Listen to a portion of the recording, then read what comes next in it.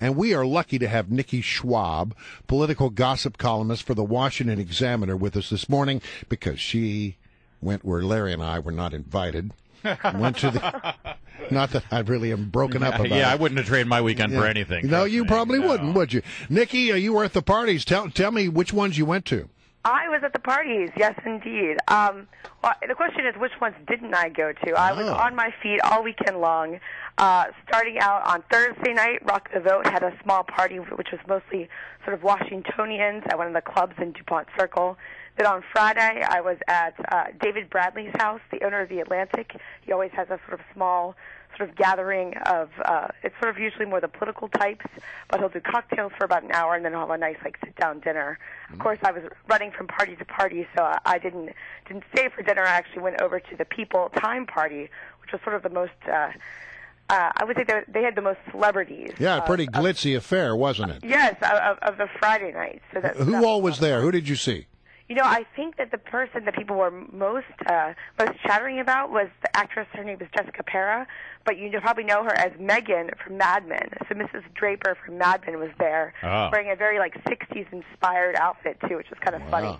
And so she was talking to everyone, and see, she was a new face at the White House Correspondents Weekend festivities this year, so I think a lot of Washington was really excited to see her there. Well, and Nikki Schwab, she does the A's and A's column over at Washington Examiner. Now, one of the other new faces was the Korean hip-hop star Psy, of course. There, really? Gangnam Style, yeah. And apparently there was a lot of, like hustle and bustle around him. His handlers, I heard, were kind of overbearing about trying to keep people away from him. Did you experience that at all?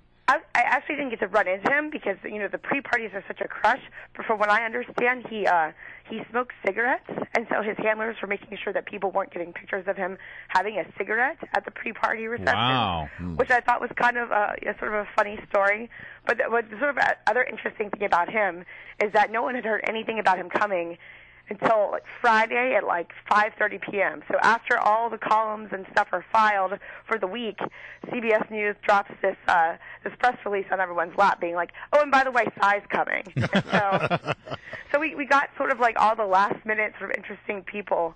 The whole sort of mantra this year was that it wasn't going to be nearly as star-studded, but a lot of news organizations basically announced their sort of big guests at the last minute. Well, you know what, though? It seems that this is the first year that I remember. There's a little bit of this last year, but really it was sort of picked up steam this year. A lot of people sort of snarking about this thing having gotten completely out of control. Chief among them, legendary broadcaster Tom Brokaw, said, "I just think this is an embarrassment."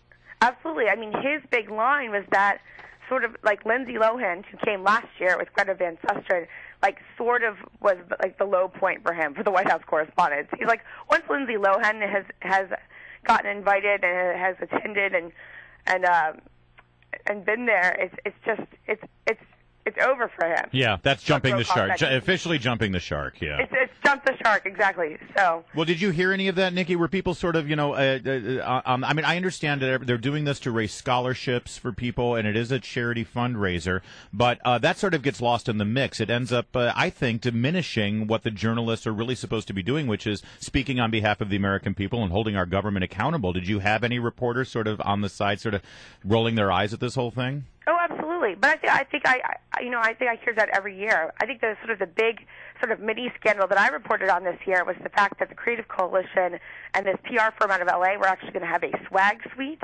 on the side. And I don't know if you've heard this concept, but it's basically companies pay money in to have their products basically given to free to celebrities.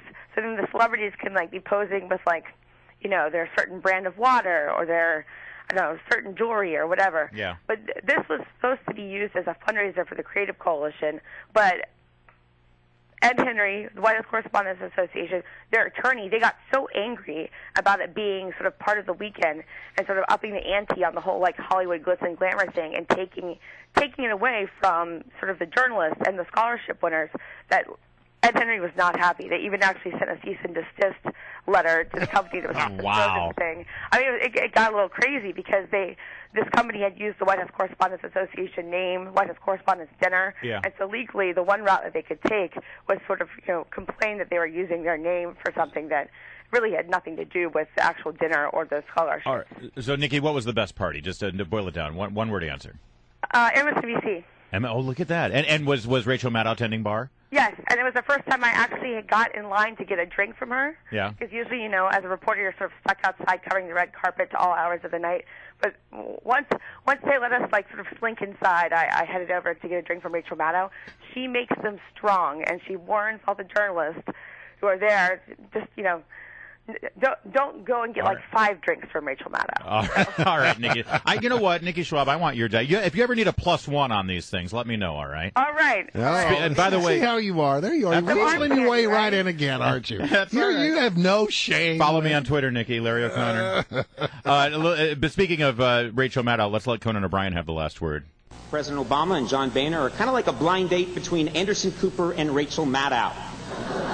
In theory, they understand each other's positions, but deep down, nothing's ever going to happen.